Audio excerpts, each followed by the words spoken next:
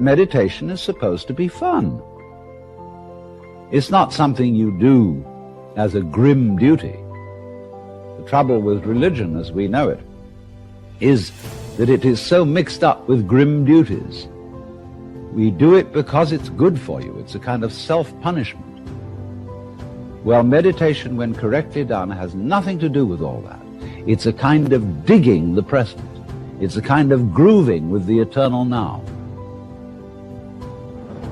And brings us into a state of peace where we can understand that the point of life, the place where it's at, is simply here and now.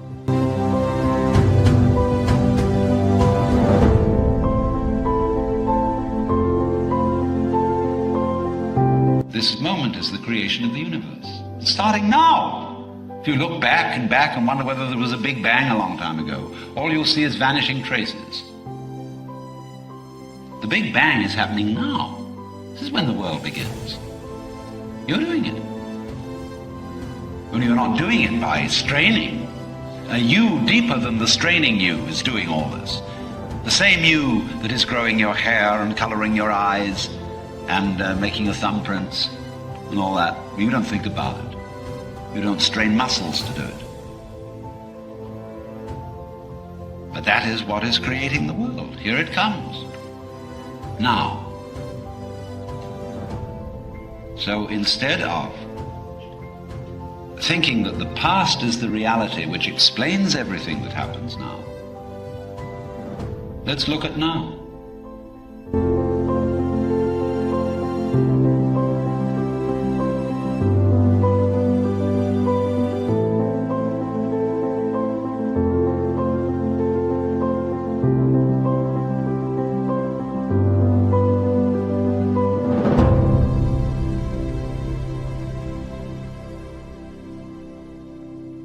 On the Fringe with Dan RadioStyle. Hope everybody out there is having themselves an amazing day. This is the Law of One series. We've got sessions 73 and 74. It's kind of a fun one.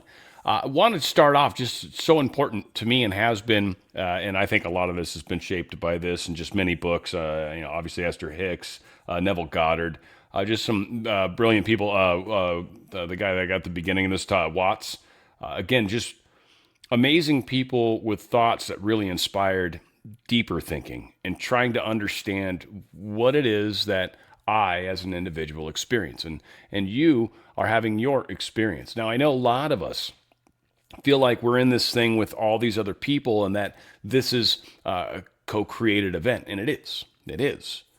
But what I want a lot of people to really pay attention to is how much of your own individual time is just you. How many times is it you just walking through the house doing something? Or how many times is it you that's driving in the car? Maybe there's people around you, but they're not in the car with you while you're singing or talking to yourself or on the phone or whatever. We create our environments. We create our realities. What we experience individually is because of who we are, what we are, how we are. It is all meant to be catalyst. It's all meant to drive change internally, period. End of story. There's nothing that happens outside of yourself that's not essentially meant for you. And the question's always why? Do you like it? If you like it, keep doing what you're doing. Everything's groovy. If you don't like it, if it's bad, I always get cut off. Really? How often do you say that? Like every day when I get cut off. Well, maybe because of that belief, you continue to get cut off. Start to realize that my thoughts have bearing on my reality. It's one of the most important things that, if not the most important thing, that we are here to figure out. Your thoughts are powerful. Your focus is powerful. You can move mountains with it. If you truly tune it and get it dialed in and stop doing destructive things with it, like getting mad at people. I wish you were dead. But thud, and they just fall over. Whoops. Right? Jesus, there's a fun story, whether it's true or false, about his first playmate that he might have done something to on accident, and that was when he realized, oh, dang. And again, this would have been, on a soul level, would have been appreciated in advance. This is why we're here. This is what's going on right now. And this is the graduation. This is the test, I guess. So please understand what's happening is you're involved. You're a big part of that. You're a significant player in your own reality. And then from there, once you get that dialed in, is where we expand it to the next level, where we as a bubble start to work with other bubbles and try to form together a cohesion.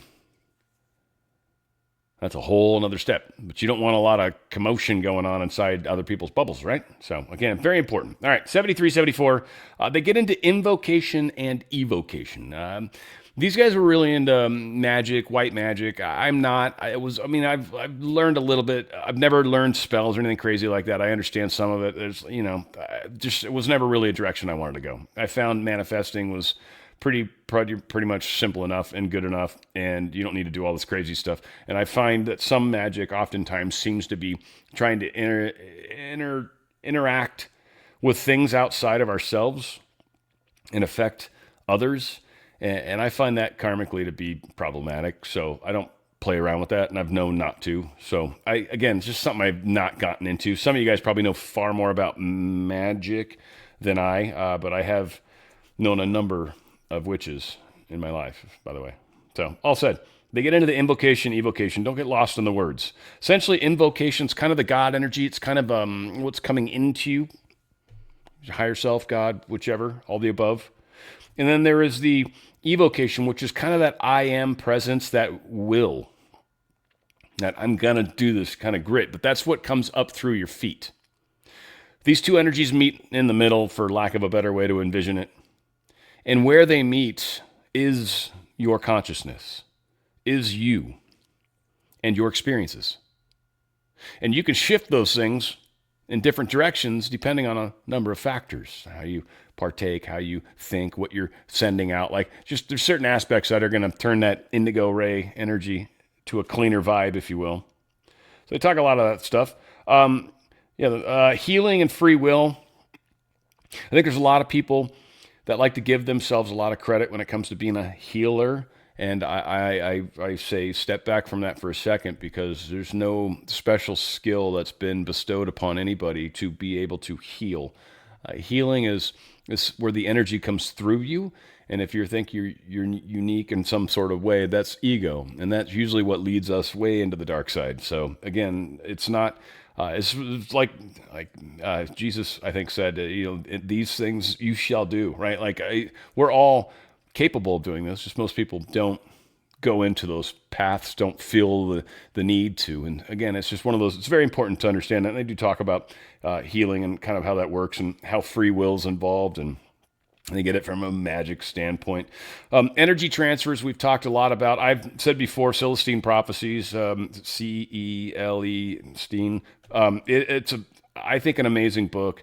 Can read it, don't read it. I'm not necessarily... James Redfield's awesome. I've read all 4 of them. I believe there are. Highly recommend this series. But the first one particularly really, really gets into energy transfers. And I think it's extremely important to understand that we're guilty of doing it to others, and we're guilty of being a part of it with others. It's not healthy. It's also one of those things that we have to learn. Again, what's happening to you? Why is it happening to you? I'm giving my energy away. I always feel exhausted when I hang out with them, yet I still keep hanging out with them. You don't have to. You can identify what's going on and stop doing it. This is about learning how our energy dynamic works. And I think Law of One is one of the best sources out there that really kind of breaks down a lot of this stuff. Finally, energy transfer is very similar to the concept of teach, learn, teach, right?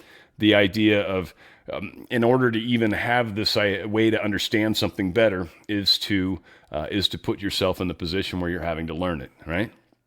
And they always say the steps to teaching somebody, if you're going to train somebody, right? You show them, right? That's usually the last step, but you show them, you tell them, and you let them do it, right? So there's the 3 steps, right? They see it, they hear it, and then they do it. Now, the actual 4th step of learning something, and this is the step to mastery, is now teaching it. And so it's key also to understand these components all together. All right, all set. We're going to hop into 73 right here. This is the Law of One session on the Fringe. Love you guys. See how you feel about this. Check it out. On Session 73, recorded October 21st, 1981. Ra, I am Ra. I greet you in the love and in the light of the one infinite creator. We communicate now. Questioner, could you first please give me an indication of the instrument's condition? Ra, I am Ra. It is as previously stated, with the exception of the vital energy levels, which is distorted more nearly towards that which is normal for this entity. Questioner, has the banishing ritual that we have performed been helpful for this contact? Ra, I am Ra. The ritual described has gained with each working in making efficacious the purity of contact needed not only for the Ra contact, but for any working of the adept. Questioner, thank you. We would like to thank Ra at this time for the opportunity to be of service for those on this sphere who would like to have the information that we gain here to disseminate. You stated that free will, one pointed in service to others, had the potential of alerting a great mass of light strength. I assume that the same holds precisely true for the service to self polarity. Is this correct? Ra, I am Ra. This is incorrect, but subtly so. In invocation and evocation of what may be termed negative entities or qualities, the expression alerts the positively oriented equivalent. However, those upon the service to others' path wait to be called and can only send love. Questioner, what I was trying to get at was that this alerting of light strength is, as I see it, a process that must be totally a function of free will, as you say, and as the desire and will and purity of desire of the adept or operator increases, the alerting of light strength increases. Is this part of the same for both positive and negative potentials? And am I correct with this statement? Ra, I am Ra. To avoid confusion, we shall simply restate for clarity your correct assumption. Those who are upon the service to others' path may call upon the light strength in direct proportion to the strength and purity of their will to serve. Those upon the service to self path may call upon the dark strength in direct proportion to the strength and purity of their will to serve. Questioner, I will undoubtedly make many errors in my statements today because what I am going to do is try to guess at how this works and let you correct me. In considering the exercise of the middle pillar, I have thought it to be wrong in that the adept sees or visualizes light moving downward from the crown chakra down to the feet. Ra has stated that the Creator enters from the feet and moves upward, and that this spiraling light enters from the feet and moves upward. It seems to me that an adept alerting light strength in visualizing the use of this would visualize it entering in the direction of the feet and energizing first the red energy centers, and moving upward through the energy centers in that fashion. Is this correct? Ra, I am Ra. No. Questioner, could you tell me how I am wrong in that statement? Ra, I am Ra. Yes. Questioner, would you please do that? Ra, I am Ra. There are two concepts with which you deal. The first is the great way of the development of the light in the microcosmic mind-body-spirit. It is assumed that an adept will have its energy centers functioning smoothly and in a balanced manner to its best efforts before a magical working. All magical workings are based upon evocation and or invocation. The first invocation of any magical working is that invocation of the magical personality, as you are familiar with this term. In the working of which you speak, the first station is the beginning of the invocation of this magical personality, which is invoked by the motion of putting on something. Since you do not have an item of apparel or talisman, the gesture which you have made is appropriate. The second station is the evocation of the great cross of life. This is an extension of the magical personality to become the creator. Again, all invocations and evocations are drawn through the violet energy center. This may then be continued towards whatever energy centers are desired to be used. Questioner, then will you speak of the difference between the spiraling light that enters through the feet and the light invoked through the crown chakra? Ra, I am Ra. The action of the upward spiraling light drawn by the will to meet the inner light of the one infinite creator may be likened to the beating of the heart and the movement of the muscles surrounding the lungs and all the other functions of the parasympathetic nervous system. The calling of the adept may be likened to those nerve and muscle actions over which the mind-body-spirit complex has conscious control. Questioner, Previously you stated, I believe I'm correct in saying this, that where the two directions meet, you have a measure, let us say, of the development of any particular mind-body-spirit complex. Am I correct? Ra. I am Ra. This is correct. Questioner. In invoking the alerted light, then, it would seem to me that the visualization of the invocation would be dependent upon what the use was to be of the light. The use could be for healing, could be for communication, or it could be for the general awareness, you might say, of the creation and the Creator. Would you please speak on this process and my correctness in making this assumption? Ra. I am Ra. We shall offer some thoughts, though it is doubtful that we may exhaust this subject. Each visualization, regardless of the point of the working, begins with some work within the indigo ray. As you may be aware, the ritual which you have begun is completely working within the indigo ray. This is well, for it is the gateway. From this beginning, light may be invoked for communication or for healing. You may note that in the ritual which we offered you to properly begin the raw workings, the first focus is upon the Creator. We would further note a point which is both subtle and of some interest. The upward spiraling light developed in its path by the will, and ultimately reaching a high place of meeting with the inward fire of the one Creator, still is only preparation for the work upon the mind, body, spirit, which may be done by the adept. There is some crystallization of the energy centers used during each working, so that the magician becomes more and more that which it seeks.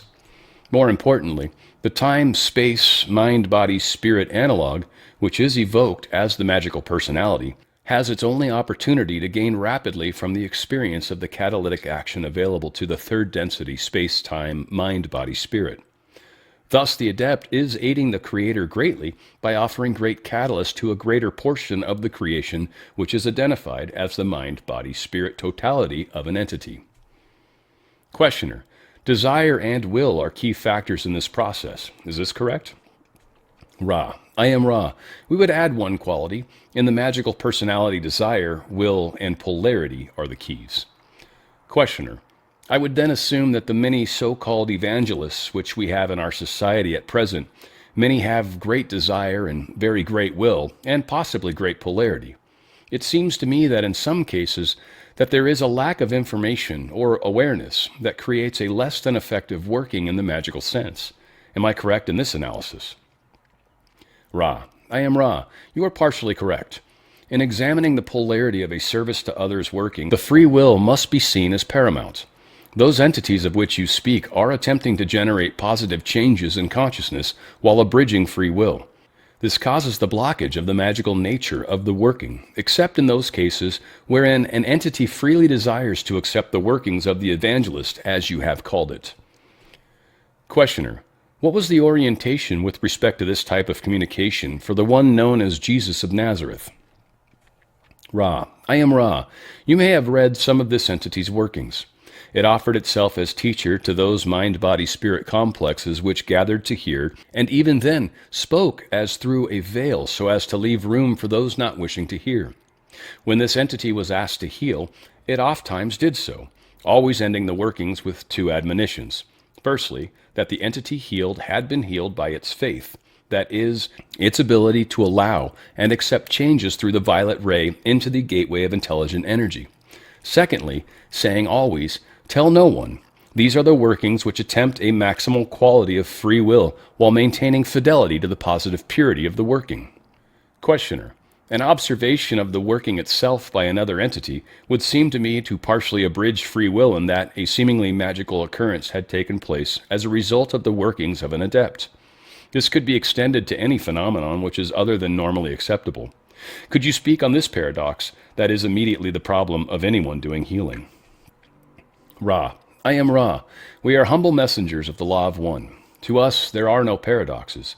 The workings, which seem magical and therefore seem to infringe upon free will, do not, in themselves, do so, for the distortions of perception are as many as the witnesses, and each witness sees what it desires to see. Infringement upon free will occurs in this circumstance only if the entity doing the working ascribes the authorship of this event to itself or to its own skills. Those who state that no working comes from it, but only through it, is infringing upon free will.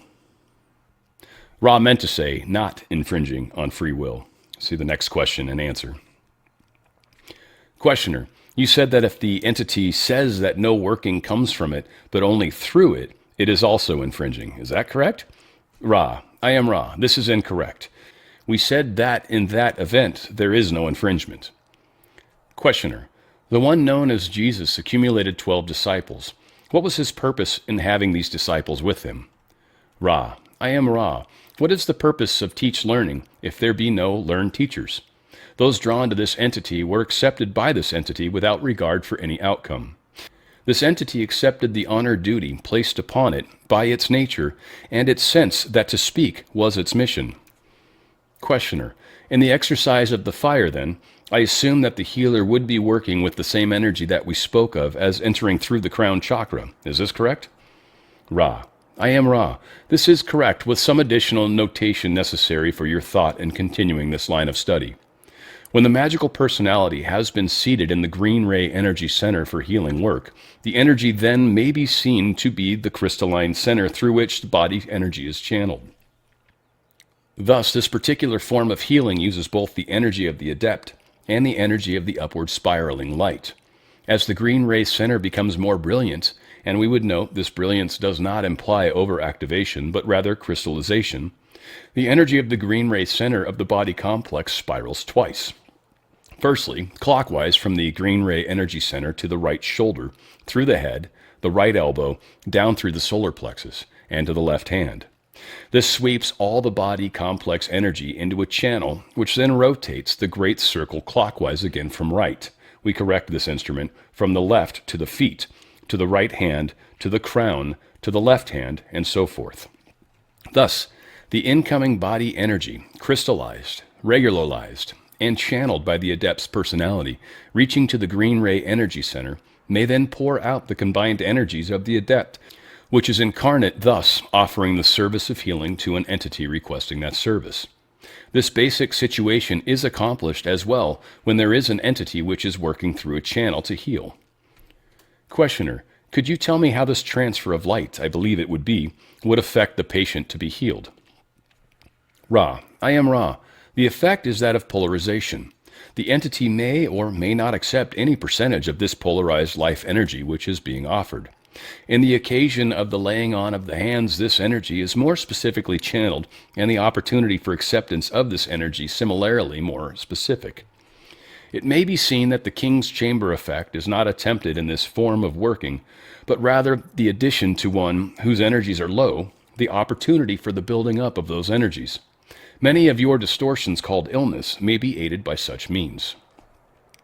Questioner, I'll make a general statement which you can correct. The way I see the overall picture of healer and patient is that the one to be healed has, because of a blockage in one of the energy centers or more, but we will just consider one particular problem. Because of this energy center blockage, the upward spiraling light that creates one of the 7 bodies has been blocked from the maintenance of that body, and this has resulted in a distortion from the perfection of that body, which we call disease, or a bodily anomaly, which is other than perfect. The healer, having suitably configured its energy centers, is able to channel light, the downward pouring light, through its properly configured energy situation to one to be healed. If the one to be healed has the mental configuration of acceptance of this light, the light then enters the physical complex and reconfigures the distortion that was created by the original blockage. I am sure that I have made some mistake in that. Would you please correct them? Ra, I am Ra. Your mistakes were small. We would not at this time attempt a great deal of refinement of that statement, as there is preliminary material which will undoubtedly come forward. We may say that there are various forms of healing. In many, only the energy of the adept is used. In the exercise of fire, some physical complex energy is also channeled. We might note further that when the one wishing to be healed, though sincere, remains unhealed, as you call this distortion, you may consider pre-incarnative choices, and your more helpful aid to such an entity may be the suggestion that it may meditate upon the affirmative uses of whatever limitations it might experience. We would also note that in these cases the indigo ray workings are often of aid. Other than these notes, we do not wish to further comment upon your statement at this working. Questioner, it seems to me that the primary thing of importance for those on the service to others path is the development of an attitude which I can only describe as vibration. This attitude would be developed through meditation, ritual, and a developing appreciation for the creation or creator, which results in a state of mind that can only by me be expressed as an increase in vibration or oneness with all. Could you expand and correct that statement? Ra, I am Ra. We shall not correct this statement, but shall expand upon it by suggesting that to those qualities you may add the living day by day and moment by moment, for the true adept lives more and more as it is. Questioner, thank you. Could you tell me of the number of possible energy transfers between two or more mind-body-spirit complexes? Is it very large, or are there few? Inaudible. Ra, I am Ra. The number is infinite, for is not each mind-body-spirit complex unique? Questioner, could you define this statement? Energy transfer between two mind-body-spirit complexes. Ra, I am Ra. This will be the last full query of this working. This entity still has transferred energy available, but we find rapidly increasing distortion towards pain in the neck, the dorsal area, and the wrists and manual appendages. The physical energy transfer may be done numerous ways. We shall give 2 examples. Each begins with some sense of the self as creator, or in some way the magical personality being invoked. This may be consciously or unconsciously done. Firstly, that exercise of which we have spoken called the exercise of fire. This is, though physical energy transfer, not that which is deeply involved in the body complex combination.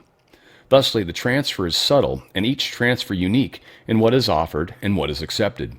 At this point, we may note that this is the cause for the infinite array of possible energy transfers. The second energy transfer of which we would speak is the sexual energy transfer. This takes place upon a non-magical level by all those entities which vibrate green ray active. It is possible, as in the case of this instrument which dedicates itself to the service of the one infinite creator, to further refine this energy transfer. When the other self also dedicates itself in service to the one infinite creator, the transfer is doubled. Then the amount of energy transferred is dependent only upon the amount of polarized sexual energy created and released. There are refinements from this point onward leading to the realm of the high sexual magic. In the realm of the mental bodies, there are variations of mental energy transferred. This is, again, dependent upon the knowledge sought and the knowledge offered. The most common mental energy transfers is that of the teacher and the pupil. The amount of energy is dependent upon the quality of this offering upon the part of the teacher as regards the purity of the desire to serve and the quality of information offered, and, upon the part of the student, the purity of the desire to learn and the quality of the mind vibratory complex which receives knowledge. Another form of mental energy transfer is that of the listener and the speaker. When the speaker is experiencing mental, emotional, complex distortions towards anguish, sorrow, and other mental pain from what we have said before, you may perhaps garner knowledge of the variations possible in this transfer. The spiritual energy transfers are at the heart of all energy transfers, as a knowledge of self and other self as creator is paramount, and this is spiritual work. The varieties of spiritual energy transfers include those things of which we have spoken this day as we have spoken upon the subjects of the adept. Are there any brief queries before we leave this working? Questioner, only if there is anything we can do to improve the comfort of the instrument or the contact, and secondly, is there anything that you wish not published in today's session? Ra, I am Ra. We call your attention to 2 items. Firstly, it is well that the candle, which spirals 10 degrees each working, be never allowed to gutter, as this would cause imbalance in the alignment of the appurtenances in their protective role for this instrument. Secondly, we might suggest attention to the neck area so that the cushion upon which it is supported be more comfortable. This difficulty has abbreviated many workings. We thank you, my friends, for your consciousness and your fastidiousness with regards to these appurtenances, which, as our workings proceed, seems to be increasing. Secondly, your decisions are completely your own as to that material which you may wish published from this working. I am Ra. I leave you glorying in the love and in the light of the one infinite Creator. Go forth then, rejoicing in the power and in the peace of the one infinite Creator. Adonai. Yeah, so a lot of crazy stuff going on in there, and had some good stuff. I was looking in chat every once in a while, and I don't like to do that typically because it distracts me. But nonetheless, yeah, we got a lot of talk. I do have a question that popped in that I will take here as I finish just some of the key points that jumped out at me on top of the stuff I said before we watched it, which is interesting. Just I should probably let you guys watch it first, and then whatever. Light strength. To me, it kind of, they talk about it a little bit. To me, that kind of equals power. And like I've said before, when we dial in our thoughts, our words, our deeds, when we're making sure that we're spending a majority of that real estate, those thoughts, those words, those deeds, because that's what you create. That's what you send out. That's the noise you make, if you will. If we can make sure our noise is clean, helpful, beneficial, whatever, if you do that, the more you get good at that, the more powerful you tend to become. Magic works the same. That same energy is being utilized basically, but you can throw yourself out of kilter by breaking the rules, for lack of a, well, I mean, that's exactly what it is. Break the rules and you'll kind of get ratcheted down a little bit. So invocation, to me, kind of is like, that's the download almost. I don't know if you guys have ever experienced downloads, but sometimes you'll just get this like weird, like, I don't know, you have a dream or something weird will happen. You're just like, all of a sudden, all this information, you're just like, what just came into me? Like a lot of information, I can't even process it. Like I need a day or two to digest it and regurgitate to myself, and just so I can understand what I went through. Like it's high density, high dimension information transfer. When you open yourself up to it, you'll find it's extraordinarily valuable. But that's the spiraling energy that kind of comes down into us through our crown chakra, our violet ray, if you will, into the indigo. And then from there, it starts to work its way down through the different energy centers. Again, why I feel it's so important to heal these energy centers, because you've also got that evocation energy, that inner will, that's spiraling up through the bottom of you. And that's got to work its way up through your red, your orange, your yellow, then your green, your heart chakra, the big leap between orange and green. It's very important, that leap. That is truly the point. And that's why I think the service to self people can't do it, because it requires faith in something that you just feel. And that's something that's not necessarily in their typical comfort zone. They like to control situations. They don't want to feel their way into anything. So it generally doesn't happen. It can't happen. That's not how they're wired. So it's very different, and that's why they're different paths. But the green, jumping to the green, requires you to feel. And a lot of times that's how you'll find it. You'll find it because something will tell you this is what you need to do. Everything inside of your body will be screaming it at you, but there'll be outside forces, friends, whatever, that'll be like, you shouldn't do it, man. That's totally stupid. That'd be stupid. And then you got to decide. And ultimately, you either make the great leap or you don't. It's much like that movie Indiana Jones, right? The third one with Sean Connery, and all these things racked well to bullets. He was actually walking across that pillar that was painted to look just like everything below it. Well, that was a similar thing, the leap of faith, taking a step without anyone necessarily without being able to see it being supported or proper or whatever. So again, sometimes you have to just kind of take that step. Heart green ray energy, when it comes to healing, this is one of the things they really key in on. If you're someone that's more of service to self and you're trying to do healings, it's probably much trickier, but still doable. If you are someone that is service to others, your green ray is going to be a big key, that love energy. When you're coming at it, from it, through it, with it, you are a much more, I don't want to say powerful healer, but you are essentially. But it still ultimately comes down to the other individual's self being able to accept and frankly wanting and needing you to help with this process. They don't in real life, but in this situation, this might actually help as a catalyst to teach them larger things. And so a lot of times it just depends. There's many factors that go into whether or not healings will work. I think a lot of people think everything's 100% all the time if you're good, and it's like, no, it's not how it works. Sometimes you want to do stuff and the answer's no. Sometimes, one time, energy donation. So I was talking about giving away energy frequently over and over, people that constantly try to take it from you. There's just there's 4 ways they do it. And I've talked about it before. We don't need to go into it now. A lot of you guys are going to read Celestine Prophecies, so you'll learn. That's pretty cool. But sometimes donating energy one time, giving someone a boost up, they're having a tough time, they're feeling low on themselves, and you're like, oh my God, you've got all these great things to go for. That's so great. You're awesome. No, you could do this, right? And then they walk away and I feel better about myself. That, if it spins into them finally solving their problem and working and like if it does that, that's cool. If they end up coming back again tomorrow or next week or whatever, and all poor me, woe is me, my life sucks, and so they want energy again, well, now you're starting to create codependence. Now you're starting to be like a drug to them. Now you're not helping.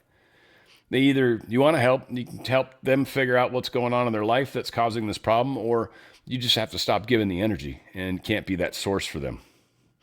And so again, it's hard for a lot of people to be able to do that. But ultimately, that is how you heal the other self. The other self has to kind of hit a form of rock bottom or a form of realization, or they're not going to heal. So healing comes in a lot of ways. And many people feel like they should be able to kind of encase the outcome, like enclose the outcome in a bubble and make it be this way. And it's like, it's another individual. It's another other self that you're actually working with, and what they need and expect and have at work in their lives might not be exactly what you foresee. So sometimes it's just that process of getting that energy moving in the right direction. So that's to say, let's see, two more things. Live as it is. When they said that, it's pretty cool, which in my assessment, that's kind of like live in the now. I think that's what they meant. Live as it is. When you're living in the as it is moment, like they were saying, you are living in the now. You realize things that are happening. You realize that you're outputting. You realize that you are a part of everything that's happening in the moment.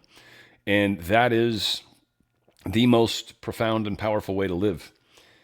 And when you're controlling the moment, when you're enjoying the moment, utilizing the moment, using your own thoughts for positive things or helpful things or beneficial things or better than not bad, not good things, right? Like you're using your process, even if it's just like, I got to get some toilet paper. Good.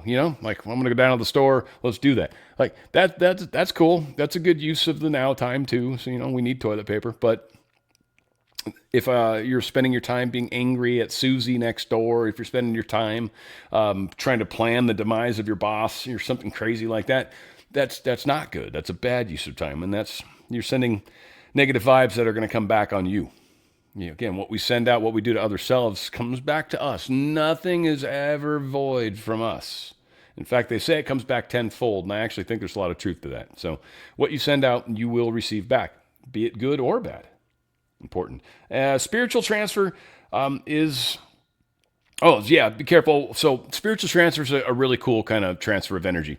You're transferring as a teach, learn, learn, teach. And when you're doing it in that case, so when you guys have that opportunity, take it and run with it. Of course, spiritual transfer is awesome, but the only caution I would suggest is it's much like the parable of scattering the seed, right? You don't want to throw it out to where the weeds are. You don't want to throw it on the path. You want to throw your seed on the good soil. And so that way, when you're spending time with people with your spiritual energy, you're helping and you're really benefiting the bigger picture. Because for every one single person you get kind of moving in the right direction, that's like just an enormous help to the big picture. So that's always awesome. But when you try to wake somebody up or you try to get somebody to start thinking or believing in a certain way and they're not ready for it, you're scattering your seed in the weeds or wasting your time throwing it on the path. You're wasting your energy. And now you're going to feel exhausted because you were trying to expend energy for something that you're not getting any sort of rebound with. It's not working out properly. All right. All set. All right. So I got a question here. I got two questions actually. Juju asks, why does R.A. always say Ra? Why does Ra always say his name before he talks? So the way it's written is they're like, all right, this is the questioner did this, and then Ra did this. Now, Ra always says, I am Ra, as to acknowledge that she is in contact with the being that's claiming to be Ra.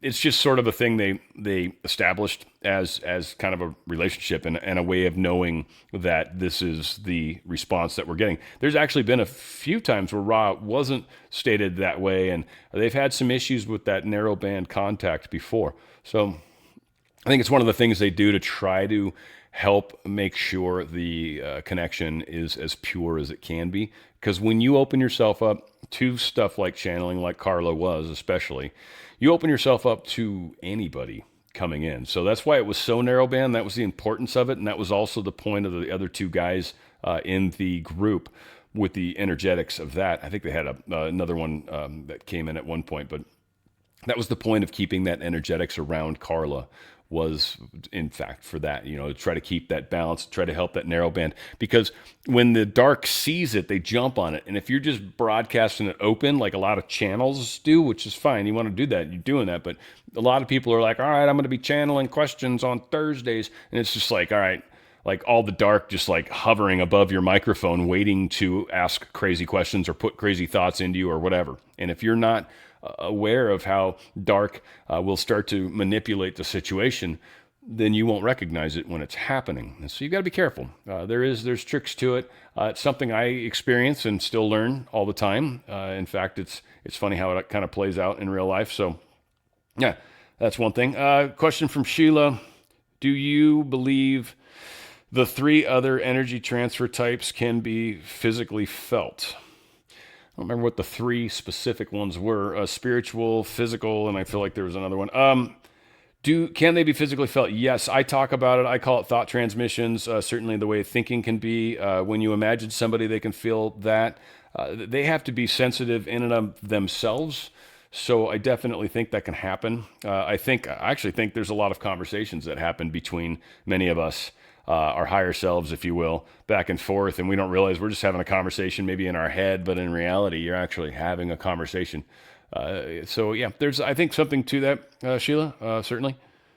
I think they can be I think physically might be the wrong word choice, I would say. They can be felt, I would say, and I would say probably from more of a psychic standpoint, if you will, psychically rather than physically. You can have physical experiences from people, but I guess only if you allow that, because otherwise, it's energy, and if you allow that energy to have power where it can actually affect you physically, then you might, if you allow that in. I would actually, it's definitely not something I've ever given anyone permission to do, for sure. So but I psychically feel things, certainly a lot. So I don't know, maybe that's something other people feel, that I'm just maybe not wired that way. I'm here to be a communicator and a talker. Maybe that feeler like that might not be my thing. I think you're kind of into healing and stuff like that. So who knows? Maybe that's kind of how you're wired. You might have a slightly different take on it in the big picture. But all said, we're going to hop into 74. 74 gets into, talks about trance a little bit and how she feels pain in trance. And they kind of explain, yeah, she does, and you shouldn't feel pain. They get into that. We've also got, archetypal mind. They get into this whole archetype thing. It's not just around magic, by the way, because they talk about the magician a lot. It actually has a lot to do with tarot, or however you want to say it. It's a way that you can get answers from your outward world, if you will. Have inward questions and you want help from the outward world, there are a number of tools that are available. The cards, tarot, definitely have a place. I've certainly got a deck. I've used them. I've done many a throw in my life. And I've also even done things like I've even flipped coins. That works. That's fun. Another one, stress testing. You can put your fingers together. It's a fun one. I don't know if you've ever done it, but you put these fingers together and then the same over here, but you ask a yes/no question. And if it's a no, your fingers will break apart. And if it's a yes, they'll stay together. And you're not like trying to reef it apart, but you'll get the feeling of it. So it's another way that you can interact and with yourself and the physical world and try to learn things. Again, you'll start to become dependent in a way on them, and then your life will kind of push you back on it, and it'll stop working properly, and it'll just mess with you. So again, when the time is right, it serves its purpose early on. Long term, it's not necessarily something that I don't think you need. right? It's funny. It's like crystals. You don't need them, but I certainly use them when it comes to these live broadcasts because I feel like it helps, right? It's just sometimes it's psychological. So again, it's all good. It's not necessary per se, but it can help. So yeah, we've got... they talk about blockages. I think blockages are very important. That's why I keep talking about your energy centers, making sure you really learn how to heal your chakras. Find a book. I don't care. Like find something, find videos, whatever, however you like to learn. That's something I highly recommend that you also look into. Your chakras are very important. And as you clean them, you'll notice, one, health benefits, but two, your life changes in weird ways. It's very cool. It's super fun when you do it. And that's one of the things I think I love most about being on the path, frankly, is you see it happen in your real life. Like as I make changes, my life changes like almost immediately. I mean, like easily by the day, like next day I'm waking up and I'm having crazy experiences that totally just match what happened. So it's been like that for years and years and years. I know other people that have had these experiences that I've worked with. So it's just kind of one of the things that typically happens. So very, very cool in that regards, in my opinion. We get into the discipline of personality, and we also get into language, which is kind of interesting. There's a lot to be said about language, the original pronunciation of words that has been changed. The way that we don't even teach etymology anymore, like where words come from. I just heard a cool video about that recently, and they haven't taught that since like the 30s or something like that. Like it's ridiculous. So we are very unaware of the incantations that we utilize on a daily basis and give power to other places. Again, realizing that we're the creator and all that, that's really the most important thing. All said, this is 74. I think it covers a lot of the stuff that I'm talking about. Is, of course, on the Fringe, the Law of One series, Dan RadioStyle. Law of One, Session 74, recorded October 28th, 1981. Ra, I am Ra. I greet you in the love and in the light of the one infinite creator. We communicate now. Questioner, could you first please give me the condition of this instrument? Ra, I am Ra. It is as previously stated. Questioner, before I get to new material, last session, there seems to have been some small error that I corrected, then having to do with the statement, no working comes from it, but only through it. Was this an error in transmission, or what caused this problem? Ra, I am Ra. This instrument, while fully open to our narrow band contact, at times experiences a sudden strengthening of the distortion which you call pain. This weakens the contact momentarily. This type of increased distortion has been occurring in this instrument's bodily complex with more frequency in the prime period, which you may term the previous fortnight. Although it is not normally a phenomenon which causes difficulties in transmission, it did so twice in the previous working. Both times it was necessary to correct or rectify the contact.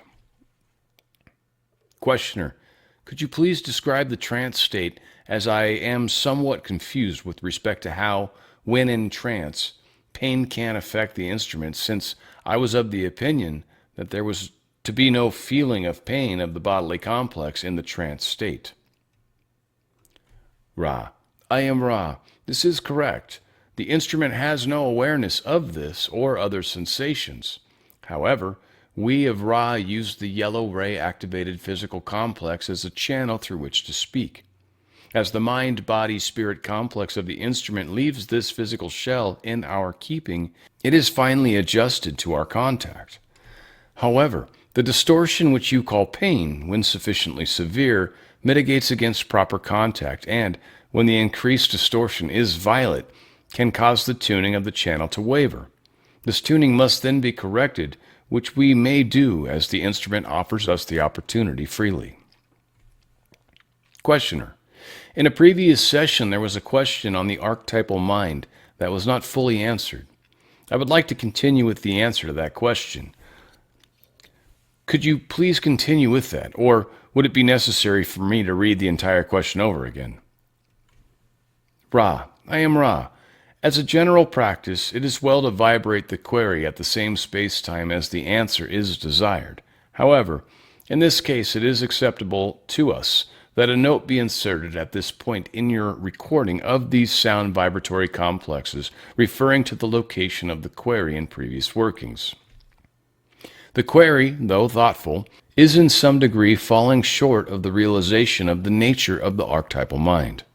We may not teach learn for any other to the extent that we become learned teachers.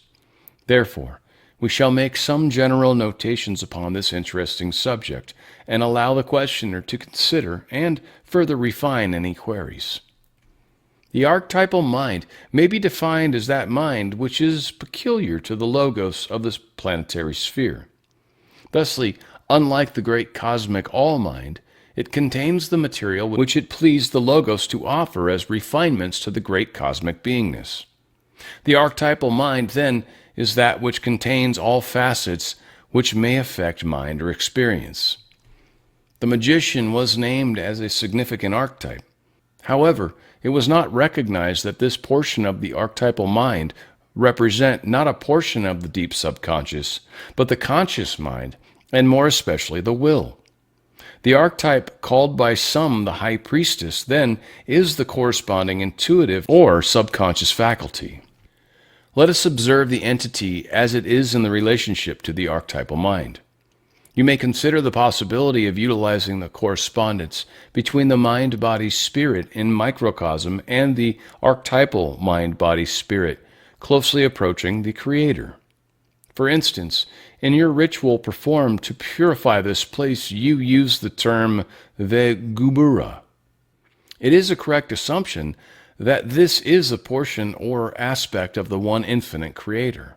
However, there are various correspondences with the archetypal mind which may be more and more refined by the adept. Vegubura is the correspondence of Michael, of Mars, of the positive, of maleness. Vegudula has correspondence to Jupiter, to femaleness, to the negative, to that portion of the tree of life concerned with Ariel. We could go forward with more and more refinements of these two entries into the archetypal mind. We could discuss color correspondences, relationships with other archetypes, and so forth. This is the work of the adept, not to teach learner. We may only suggest that there are systems of study which may address themselves to the aspects of the archetypal mind, and it is well to choose one and study carefully. It is more nearly well if the adept go beyond whatever has been written to make such correspondences that the archetypes can be called upon at will. There's a note that we need to see 6728, but going back to that, let's, I guess, check that really fast. Oh, yeah, they're just talking about the accuracy, inaccuracy. They make mistakes here and there. Again, they talk about how the Carla is sometimes injured and there's sometimes some blockages, so some of that is expected. All said. Questioner, I have a question here that I am going to answer and let you correct. I see that the disciplines of the personality feed the indigo ray energy center and affect the power of the white magician by unblocking the lower energy centers and allowing for a free flow of the upward spiraling light to reach the indigo center. Is this correct? Ra, I am Ra. No. Questioner, would you please correct me? Ra, I am Ra. The indigo center is indeed most important for the work of the adept. However, it cannot, no matter how crystallized, correct to any extent whatsoever imbalances or blockages in other energy centers. They must needs be cleared seriatim from red upwards. Questioner, I'm not sure if I understand this. The question is, how do disciplines of the personality feed the indigo ray energy center and affect the power of the white magician? Does that question make sense? Ra, I am Ra. Yes. Questioner, would you answer it, please? Ra, I am Ra. We would be happy to answer this query. We understood the previous query as being of other import. The indigo ray is the ray of the adept. A great deal of the answer you seek is in this sentence. There is an identification between the crystallization of that energy center and the improvements of the working of the mind-body-spirit as it begins to transcend space-time balancing and to enter the combined realms of the space-time and time-space. Questioner, let me see if I have a wrong opinion here of the effect of disciplines of the personality. I was assuming that a discipline of the personality to, shall we say, have a balanced attitude towards a single fellow entity would properly clear and balance, to some extent, the orange ray energy center. Is this correct? Ra, I am Ra. We cannot say that you speak incorrectly, but merely less than completely. The disciplined personality, when faced with another self, has all centers balanced according to its unique balance. Thusly, the other self looks in a mirror seeing itself. Questioner, now the disciplines of the personality I see as the paramount work of any who have become consciously aware of the process of evolution. Am I correct on that statement? Ra, I am Ra. Quite. Questioner, now, what I am trying to get at is how these disciplines affect the energy centers and the power, shall I say, of the white magician. Will you tell me how that works? Ra, I am Ra. The heart of the discipline of the personality is threefold. 1. Know yourself. 2. Accept yourself. 3. Become the creator. The third step is that step which, when accomplished, renders one of the most humble servants of all, transparent in personality and completely able to know and accept other selves. In relation to the pursuit of the magical working, the continuing discipline of the personality involves the adept in knowing itself, accepting itself, and thus clearing the path towards the great indigo gateway to the Creator. To become the Creator is to become all that there is. There is then no personality in the sense of which the adept begins its learned teaching. As the consciousness of the indigo ray becomes more crystalline, more work may be done, more may be expressed from intelligent infinity. Questioner, you stated that a working of service to others has the potential of learning a great mass of light strength. Could you describe just exactly how this works and what the uses of this would be? Ra, I am Ra. There are sound vibratory complexes which act much like the dialing of your telephone. When they are appropriately vibrated with accompanying will and concentration, it is as though many upon your metaphysical or inner planes received a phone call. This call they answer by their attention to your working. Questioner, there are many of these. The ones most obvious in our society are those used in the church rather than those used by the magical adept. What is the difference in the effect of those used, say, in the church, in our various churches, and those specifically magical incantations used by the adept? Ra, I am Ra. If all in your churches were adepts consciously full of will, of seeking, of concentration, of conscious knowledge of the calling, there would be no difference. The efficacy of the calling is a function of the magical qualities of those who call, that is, their desire to seek the altered state of consciousness desired. Questioner, in selecting a protective ritual, we finally agreed upon the banishing ritual of the lesser pentagram. I assume that these sound vibratory complexes are the type you speak for the alerting of those of the inner planes. Is this correct? Ra, I am Ra. This is correct. Questioner, if we had constructed a ritual of our own with words used for the first time in the sequence of protection, what would have been the relative merit of this with respect to the ritual that we chose? Ra, I am Ra. It would be less. In constructing ritual, it is well to study the body of written work which is available for names of positive or service to others power are available. Questioner, I will make an analogy to the loudness of ringing of the telephone in using the ritual as the efficacy of the practitioner using the ritual. Now, I see several things affecting the efficacy of the ritual. First, the desire of the practitioners to serve, their ability to invoke the magical personality, their ability to visualize while performing the ritual, and let me ask you as to the relative importance of those items and how each may be intensified. Ra, I am Ra. This query borders upon overspecificity.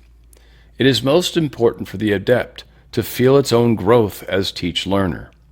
We may only say that you correctly surmise the paramount import of the magical personality. This is a study in itself.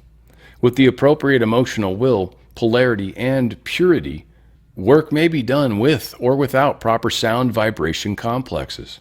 However, there is no need for the blunt instrument when the scalpel is available.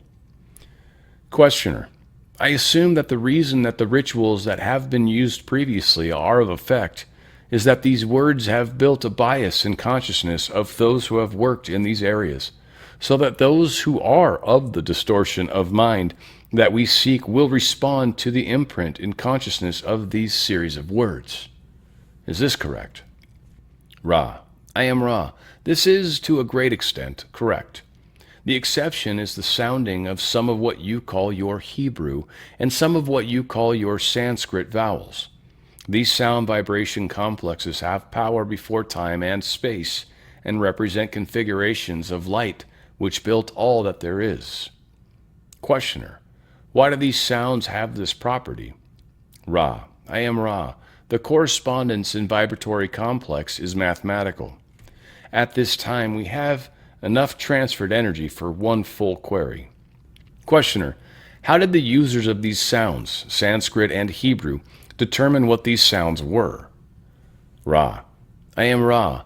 In the case of the Hebrew, that entity known as Yahweh aided this knowledge through impression upon the material of genetic coding, which became language, as you call it.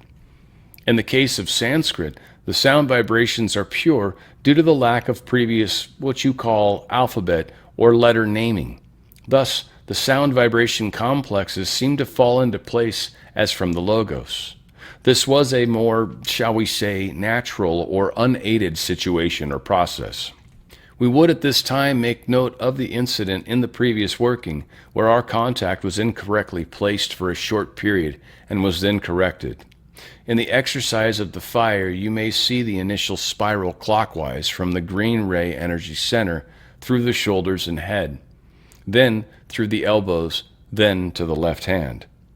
The channel had been corrected before the remainder of this answer was completed. Is there a brief query at this time?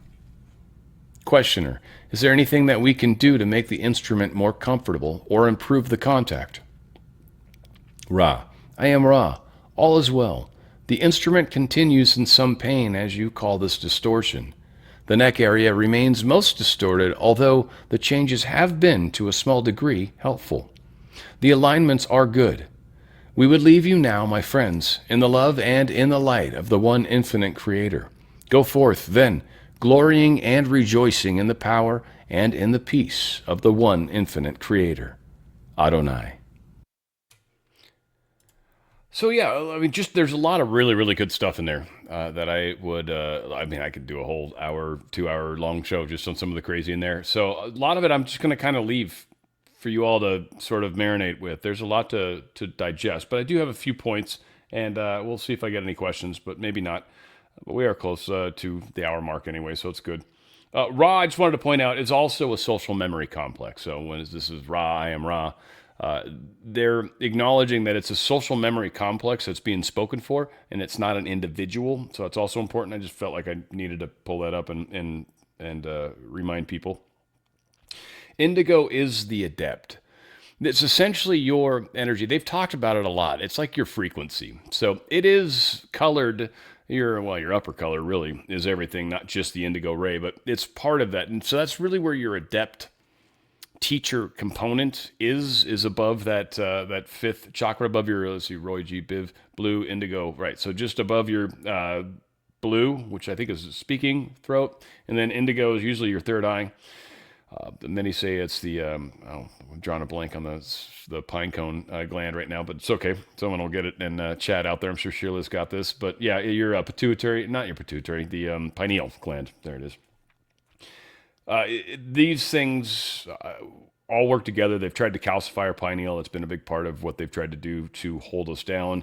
But there's, a whole array of things working for and against us. And that's what it's supposed to be. It's catalyst. There's a reason for the catalyst. That's why so many people respond to it and need to respond to it. And that's why we're going through the radical, crazy times that we're going through, because it's the ultimate catalyst. It's meant to even wake up people that aren't awake. Let's see, knowing self. Knowing self is super important. Know thyself is very, very most important thing we can possibly do when it comes to learning how to get to the next step. The next step is going to be dependent upon paying attention to what's going on inside ourselves, what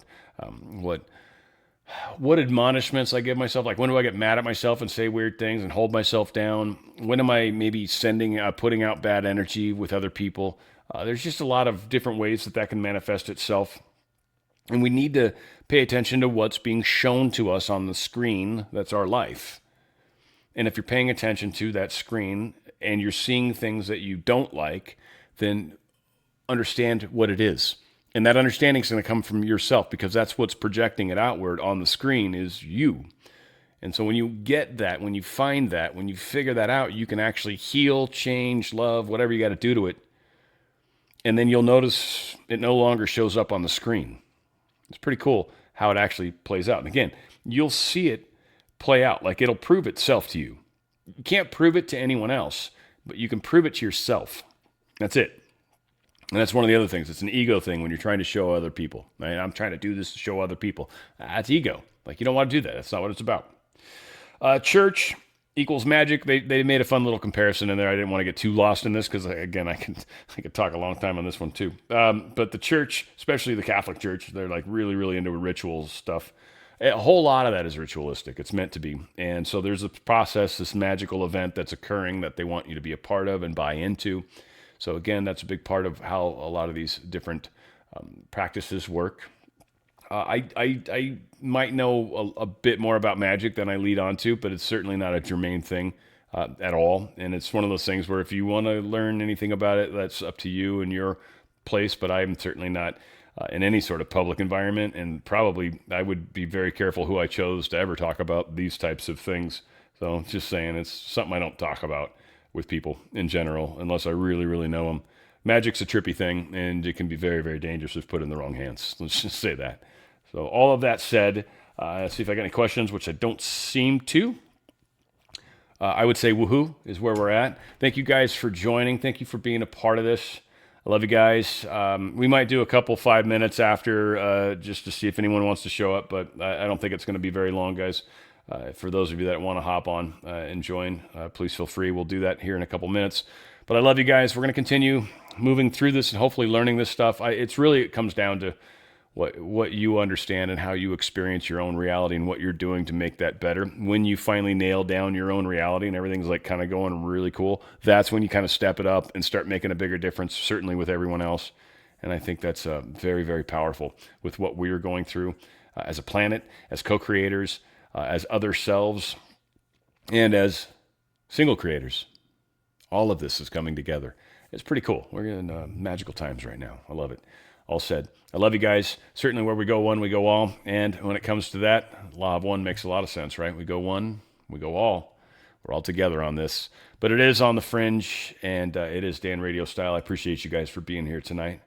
Have a great night. Be blessed. And happy 2026. Happy New Year, everybody. Love you guys. Bye-bye.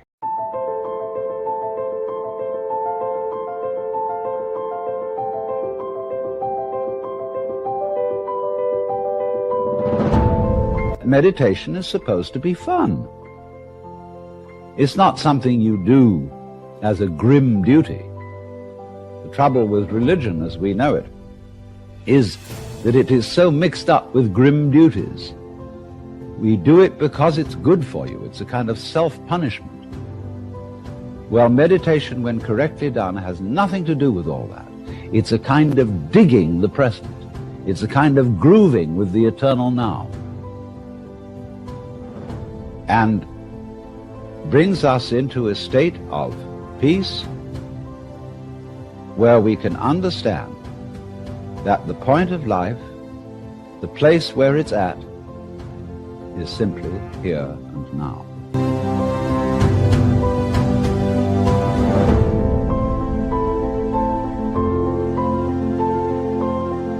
This moment is the creation of the universe, starting now. If you look back and wonder whether there was a big bang a long time ago, all you'll see is vanishing traces. The big bang is happening now. This is when the world begins.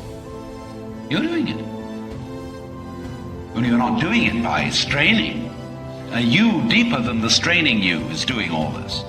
The same you that is growing your hair and coloring your eyes and making your thumbprints and all that. You don't think about it. You don't strain muscles to do it. But that is what is creating the world. Here it comes. Now.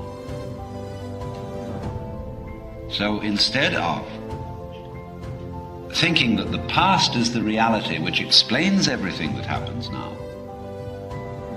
let's look at now.